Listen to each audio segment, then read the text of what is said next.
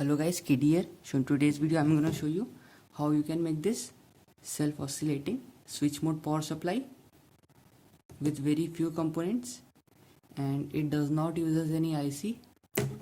So let's start the video. So guys, first let's make the PCB. So here's the copper clad board, and this is the top silk layer and the bottom layer. So firstly clean the PCB and print the bottom layer by pressing it with iron for 5-6 minutes.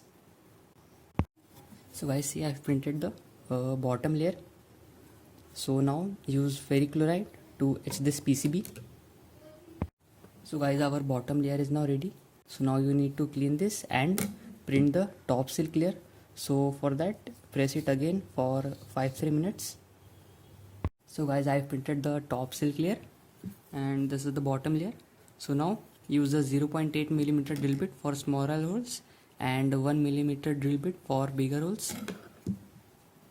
I've drilled the holes as you can see, and I have also put a solder on all the tracks to make them powerful. So now place all the components, and the name of all the components are in the board. So guys, I've placed all the components, and there are two jumpers. One is here from this to this and another one is here. So now solder the components. So now you need a power MOSFET. So here I am using 3N90. This is a 500 volt MOSFET. You can use any 500 volt MOSFET. And for the diode, this is a dual Schottky diode. You can find it on ATX power supply. So solder them also. Guys, now let's find the transformer. So this is a ER28 transformer with no air gap.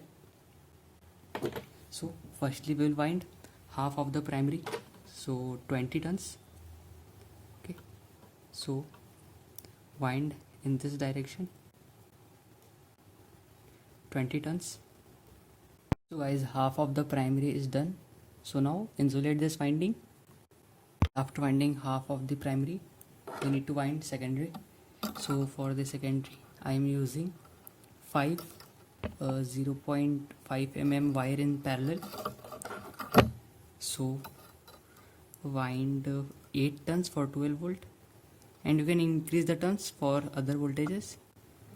So wind like this 8 turns. I winded 8 turns. So now insulate this winding.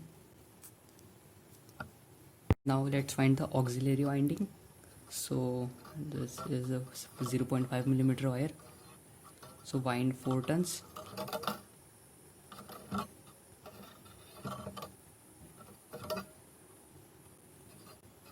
And insulate this winding.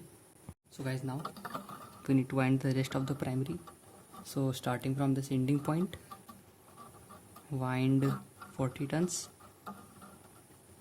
in this direction.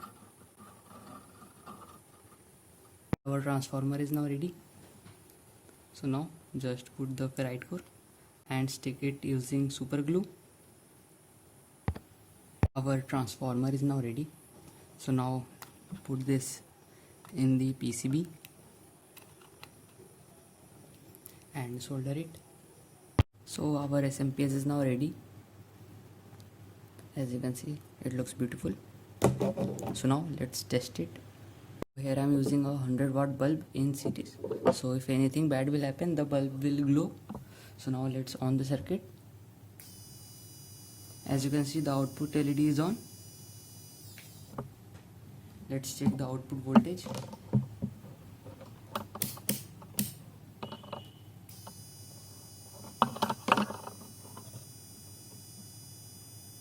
So guys, it's 14.6 volts. So now let's test with a load. I'm using a fan which takes 200 milliamps, and this LED strip take around 600 milliamps, so total of 1 amp. Now let's turn on the circuit.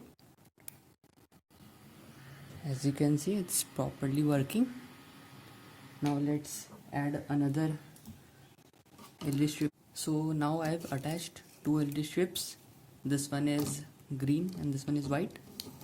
So total load is around 2 amps. So now let's turn on the circuit. So as you can see, it's properly working. So guys, this was my today's video. So if you like this video, please like, subscribe and share with your friends. And I've given all the details of the circuit in the video description. And if still you have any problem, you can ask me in the comment section. So if you want to increase the power of this Smps, you can use a more powerful MOSFET like IRF 840, and you can also change the transformer. And if you want other voltages like 5 volt or 24 volt, 18 volt, then you need to change the number of turns and this is zener diode here. So thanks for watching.